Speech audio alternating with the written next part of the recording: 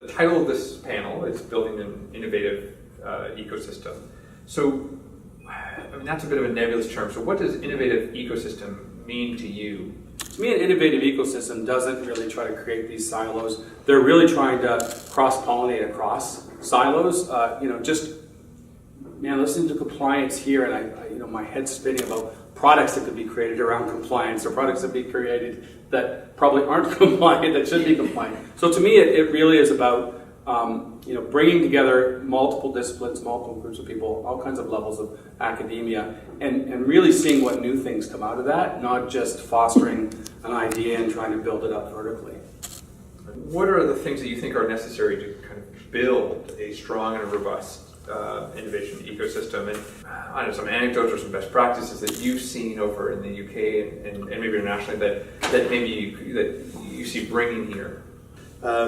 First and foremost is services and capabilities. Clearly, if you're looking to develop your new opportunity and go from concept to commercialization, there's a lot of aspects that you need to consider, and you need to have the people on the ground there to support you. I think scale up, and many of some of the chemical processes and things, we need to look at scale up as well. It's all well and good putting it in the lab and making it work, but you've got to build it to a commercial entity. Investment, in terms of our business, we've been quite lucky that we haven't needed investment because we're a consultancy group and we've managed to grow organically. So I don't have a great deal of knowledge on that score.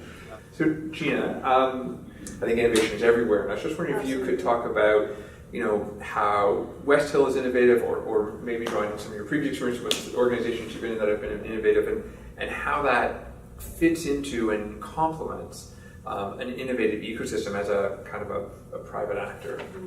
So my business partner and I, Emil, and he's here, gentleman in the check and shirt, we've been working on this idea for about a decade. And basically it is to design and develop composites for the transport trailer industry. So if you can imagine the long 53-foot truck boxes that you see on the road. So we start manufacturing what we would call this commodity plate. Well, we didn't have the funding to start up a $30 million company. And if you look at the businesses who make this sort of product, they use a very large co-extrusion, coil-fed process that makes millions of square feet of product, and it kicks out one design and one type.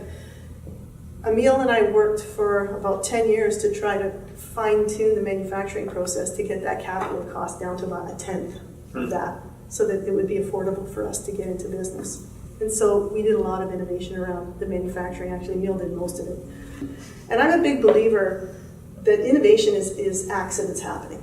You bump into somebody by accident and you have a conversation, and next thing you know, you're talking about a different opportunity going elsewhere. So for us, the accident was we designed this process that has large throughput, lower capital cost, but what it did was it allowed us the flexibility to be different.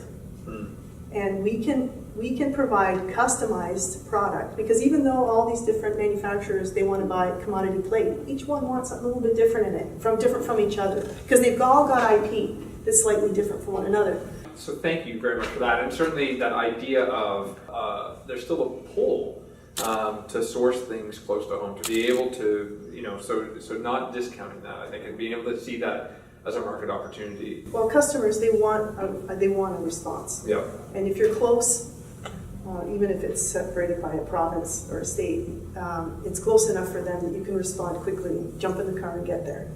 No, absolutely. I also find it interesting how very little decisions you think are inconsequential suddenly have a massive impact over time. Yeah. So a good example of that is where we were working for an aerospace manufacturer, and we did some training for them. They said, well, could you have a look at the chemicals that might be banned in 20 years' time, whatever.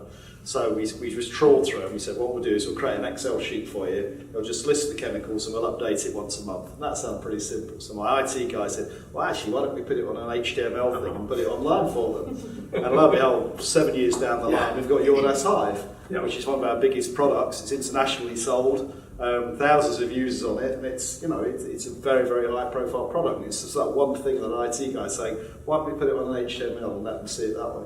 And that's what made the difference. Yeah. Can each of you think of one or two tactical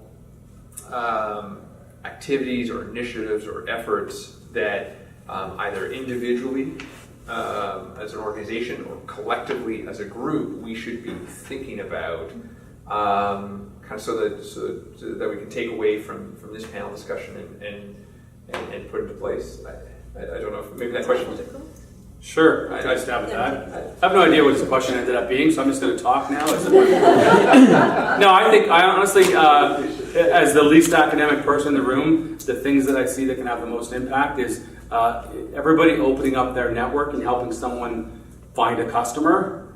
As soon as someone finds a customer, the business gets serious. They hire people. You're in it for real, and I think giving that push really helps. And when we saw the product, it made it very real for a lot of my clients to go, wow, I'm going to sell my product, but there's a lot of things I need to know before I can sell it abroad. Certainly, it's not as simple. So, do whatever you can do to help your ecosystem, open up your network, help people find their next customer, the person at least is going to validate the product. What's also worked for us is to reaching out to local universities, and then looking to see if there's opportunities to work on some commercialization opportunities together, because they're good resources. Absolutely. If everyone would just join me in thanking